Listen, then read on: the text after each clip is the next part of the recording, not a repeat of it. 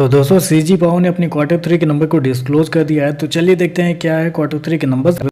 उसके लिए यहाँ पे क्रोस में दिया गया है।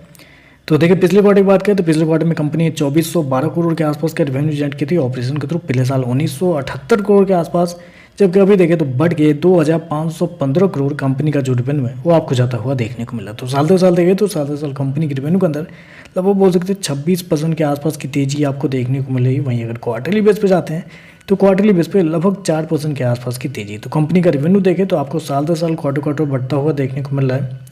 कंपनी के खर्चे की बात कर लेते हैं तो देखिए पिछले क्वार्टर में कंपनी 2147 करोड़ खर्च किए थे। पिछले साल 1742 करोड़ के आसपास, जबकि अभी देखें तो कंपनी खर्चे 2214 करोड़ आपको देखने को मिले। तो खर्चे भी देखें तो खर्चे भी कंपनी के ऑन एन एवरेज कंट्रोल में ही आपको देखने को मिल रहा है। चलिए कंपनी का प्रॉफिट क्या है वो देखते हैं। तो देखिए पिछले क्वार्टर की बात करें तो पिछले क्वार्टर में कंपनी 219 करोड़ के प्रॉफिट में थी। पिछले साल देखें तो 747 करोड़ के आसपास, जबकि अभी देखें तो 237 करोड़ कंपनी का जो प्रॉफिट है वो आपको देखना। तो आपको यहाँ पर लगेगा कि साल दर साल कंपनी के प्रॉफिट के अंदर गिरावट आपको देखने को मिले, लेकिन हालांकि गिरावट नहीं है। बेसिकली क्या हुआ था, कंपनी को कुछ डिसकंटिन्यूस ऑपरेशन के थ्रू 551 करोड़ का कंपनी को फायदा हुआ था। अगर उसको हटा देते हैं, क्योंकि बेसिकली उसको इग्नोर किया जाता है, तो कंटिन्यूस ऑपरेशन के थ्रू कंपनी के प्रॉफिट देखते हैं। तो पिछले क्वार्टर में कंपनी 219 करोड़ के प्रॉफिट में थी। पिछले साल देखें तो 196 करोड़ के आसपास, जबकि अभी देखें तो बढ़ के 237 करोड़ कंपनी का जो प्रॉफिट है वो आपको जाता हुआ देखने को। तो साल दर साल देखें तो साल दर साल कंपनी के प्रॉफिट के अंदर लगभग बोल सकते हैं 20% के आसपास की तेजी आपको देखने को मिलेगी। वहीं अगर क्वार्टरली बेस पे जाते हैं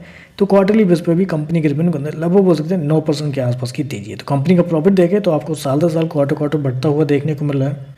चलिए कंपनी का ईपीएस क्या निकलता है वो देख लेते हैं। तो देखिए पिछले क्वार्टर में कंपनी का ईपीएस ₹1.45, पिछले साल ₹1.29, अभी देखें तो बढ़ के ₹1.57 आपको जाता हुआ देखने को मिला। तो ओवरऑल देखा जाए तो नंबर जो अच्छे देखने को मिल रहा है। कंपनी का रेवेन्यू प्रॉफिट सारा कुछ देखें तो आपको साल दर साल क्वार्टर बढ़ता हुआ देखने को मिल रहा है। तो चलिए बस आज के लिए बस इतना ही। वीडियो पसंद आए तो लाइक कीजिएगा, साथ में साथ चैनल को सब्सक्राइब जरूर कीजिएगा। धन्यवाद।